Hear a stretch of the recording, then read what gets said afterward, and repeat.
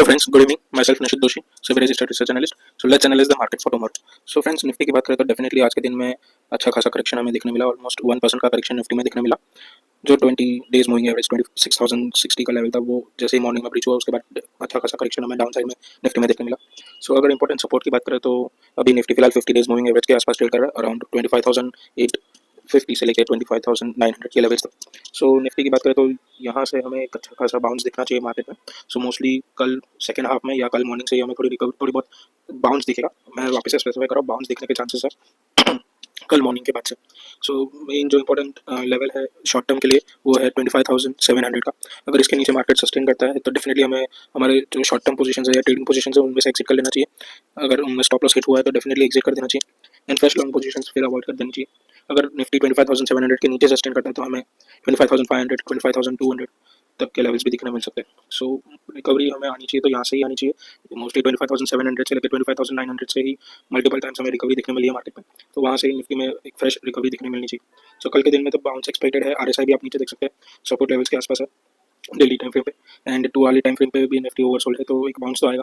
अब इंपॉर्टेंट ये रहेगा कि 26,100 के ऊपर सस्टेन करता है कि नहीं ये बाउंस. तो एक दो दिन के लिए जो बाउंस आएगा अभी कल सेकंड हाफ से या कल मॉर्निंग से, सो वो सस्टेन होता है कि नहीं वो देखना जरूरी रहेगा.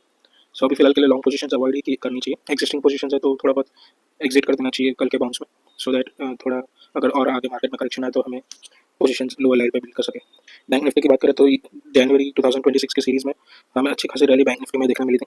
बैंक निफ्टी अभी भी 20 डेज मूविंग एवरेज सस्टेन कर रहा है तो 59,500 एक इंपॉर्टेंट सपोर्ट है बैंक निफ्टी के लिए. जब तक बैंक निफ्टी इसके ऊपर है तब तक हमें कोई ज़्यादा टेंशन की जरूरत नहीं है एंड कल के दिन में अगर एक बाउंस आता है तो अच्छी बात है बैंक निफ्टी में भी. ओवरऑल बैंक निफ्टी 59,500 के नीचे 400 के नीचे अगर सस्टेन करता है तो हमें 58,000 तक के लेवल्स देखने मिल सकते हैं, 58,500 तक के levels. So levels specific trades लेने पड़ेंगे. मार्केट में नेगेटिव न्यूज़ तो है 500% टैरिफ का ट्रम्प का एंड वो पॉसिबल तो है कभी भी टैरिफ तो लगा ही सकते हैं इंडिया पे. सो वो स्पेकुलेशन है, अभी फाइनल तो हुआ नहीं है. सो उस एंटिसिपेशन में क्या मार्केट अभी करेक्ट करना चाहेगी क्या तो वो देखने की बात रहेगी. सो लेवल स्पेसिफिक है.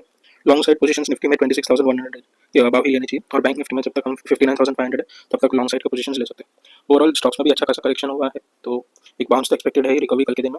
देन फिर वो सस्टेन होता है कि नहीं उसकी बात करें. सेंसेक्स में आज के दिन में हमें अच्छा खासा करेक्शन देखने मिला. सेंसेक्स एक पहला इंडेक्स है जो 50 डेज मूविंग एवरेज के नीचे ट्रेड आज क्लोजिंग दिया है. सो ये भी ओवरसोल्ड जोन में ही ट्रेड कर रहा है. तो डेफिनेटली अभी 83,700 जो 100 डेज मूविंग एवरेज है वहाँ से रिकवरी आती है कि नहीं सेंसेक्स में, सो देखना रहेगा. सो ओवरऑल साइडवेज जोन में ही सेंसेक्स ट्रेड कर रहा है 85,000 से लेकर 84,000 के लेवल्स में. सो यहाँ से क्या एक बाउंस मिलने सपोर्ट जोन के आसपास ये है सेंसेक्स में.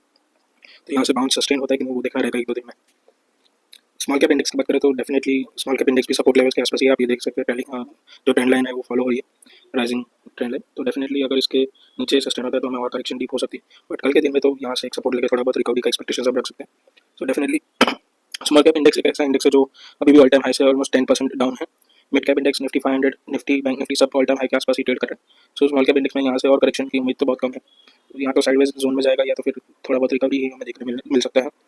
मिड कैप इंडेक्स की बात करें तो वो भी आज 50 डेज मूविंग एवरेज के आसपास ही सपोर्ट लिया है. ये भी राइजिंग ट्रेंड लाइन के नजीक में ही ट्रेड कर रहा है. सो डेफिनेटली यहाँ से एक बाउंस हमें एक्सपेक्ट हो सकता है मिड कैप स्टॉक्स में भी कल या तो सेकंड हाफ में या तो मॉर्निंग में. सो उस हिसाब से अपने ट्रेड्स को प्लान कीजिए. ओवरऑल निफ्टी 500 में भी 50 डेज मूविंग एवरेज के आसपास ही हमने सपोर्ट लेने का ट्राई किया है एंड वहाँ से कल का बाउंस कितना सस्टेन होता है वो देखना रहेगा.